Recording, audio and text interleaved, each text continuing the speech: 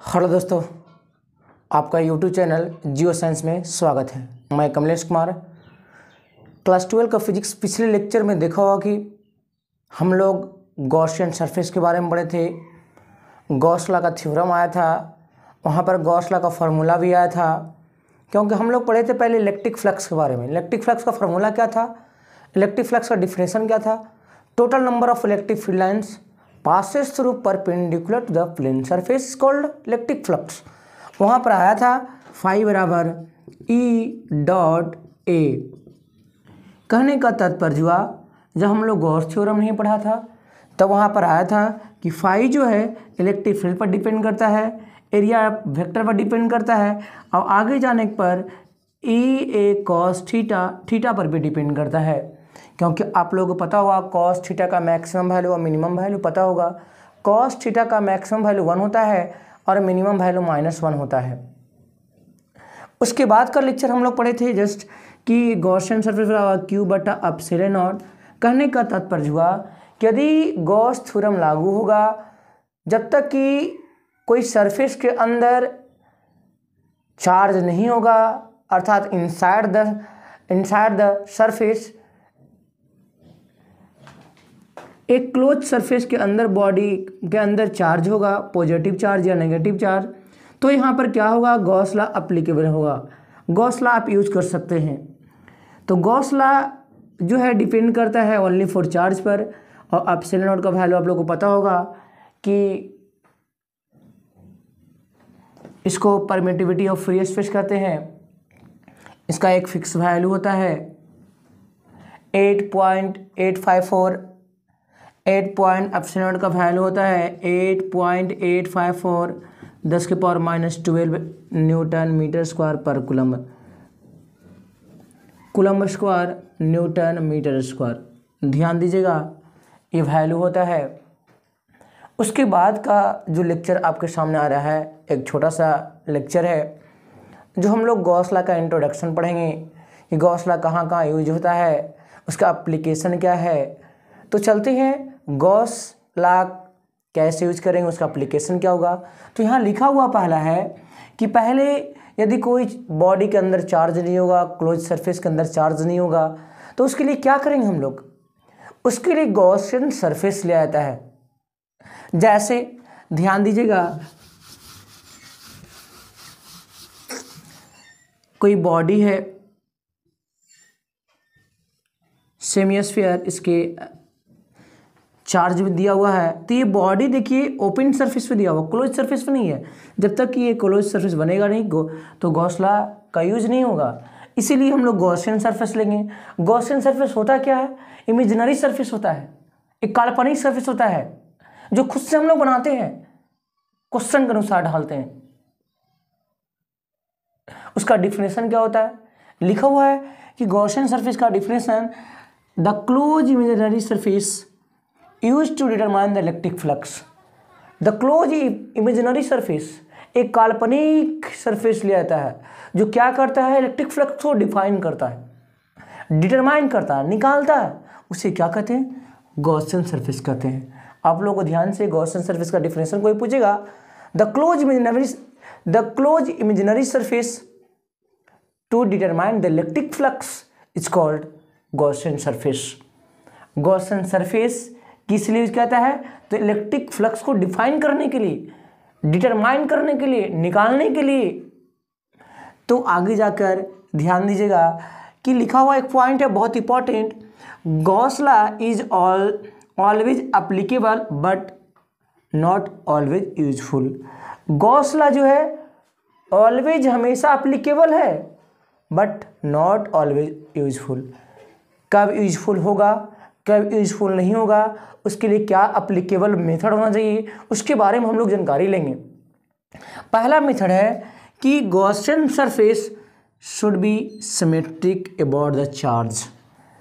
यदि कोई चार्ज है, लीनियर चार्ज हो, सरफेस चार्ज हो, तो हम लोग क्या करेंगे, इसके अबाउट एक गॉसियन सरफेस लेंगे जो उसके जस्ट सिमेट्रिक सरफेस हो। लीनियर चार्ज के लिए गॉसियन सरफेस हमेशा सिलिंड्रिकल लीनियर चार्ज के कारण गॉसियन सरफेस हमेशा सिलेंड्रिकल सरफेस ले आता है। आगे हम लोग पढ़ेंगे एक और दूसरा पॉइंट है, ध्यान देते जाइएगा। दूसरा पॉइंट है electric field must be symmetric at all point on the Gaussian surface. यदि कोई गॉसियन सरफेस हम लोग लेते हैं, जैसे लीनियर चार्ज था, आप लोग पढ़े होंगे linear charge density, the charge per unit length, the charge per unit length of wire is called linear charge density, the charge per unit length is called linear charge density. L बराबर वहाँ पर आया था linear charge density, क्योंकि distribution of charge पड़े थे वहाँ पर तीन तरह का, linear charge density, surface charge density और वॉल्यूम चार्ज डेंसिटी। आप लोग यदि आप इस लेक्चर को नहीं देखोगे तो आप मेरे चैनल पर जाकर आप उस लेक्चर को ध्यान से पढ़ लीजिएगा, क्योंकि वो लेक्चर का ज़बरदस्त गॉसियन सरफेस पे यूज होने वाला है। उसका फार्मूला यहाँ ध्यान दीजिएगा कि हमने क्या किया, एक लीनियर चार्ज लिया, इसके अबाउट क्या करेंगे हम लोग, एक गॉसियन सरफेस लेंगे। जो इलेक्ट्रिक फील्ड रेडियली आउटवर्ड निकला था पॉजिटिव करंट, तो इधर भी निकलेगा, तो सेम प्रोसेस होगा। इसलिए सेकेंड पॉइंट दिखाया हुआ है, the electric field must be symmetric at all point on the Gaussian surface of the Gaussian surface.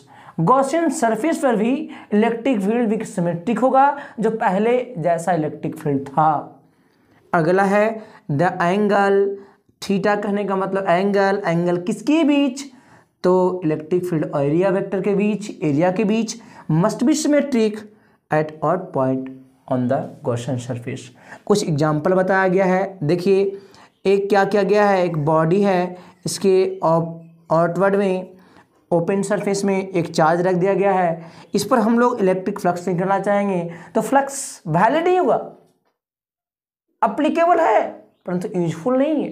Useful बनाने के लिए क्या करना पड़ेगा, हम लोग को गॉसियन सरफेस लेना पड़ेगा, और गॉसियन सरफेस लेने के कारण हमने क्या कर दिया, इसका जस्ट सिमेट्रिक ले लिया। सिमेट्रिक करने का मतलब सिलेंड्रिकल था, सिलेंड्रिकल लिया, तो ये चार्ज जो है उस सरफेस के अंदर आ जाता है, और सरफेस के अंदर आने के कारण हम लोग क्या करेंगे, गॉस लॉ को यूज कर सकते हैं, फाई बराबर क्यू बटा एप्सिलॉन नॉट। उसी प्रकार से सेकेंड एग्जाम्पल भी है, एक सेमी स्फीयर है, उसके बॉडी पर चार्ज दिया हुआ है, चार्ज देने के बाद देखिए ये ओपन सरफेस में है, तो हमने क्या किया, डॉट डॉट से एक गॉसियन सरफेस लिया, जो इमेजिनरी सरफेस है। गॉसियन सरफेस लेने के बाद क्या होता है कि चार्ज जो है इनसाइड द सरफेस हो जाता है, इनक्लोज हो जाता है, तब क्या करेंगे हम लोग, गॉस लॉ यूज कर सकते हैं, अन्यथा गॉस लॉ यूजफुल नहीं होगा।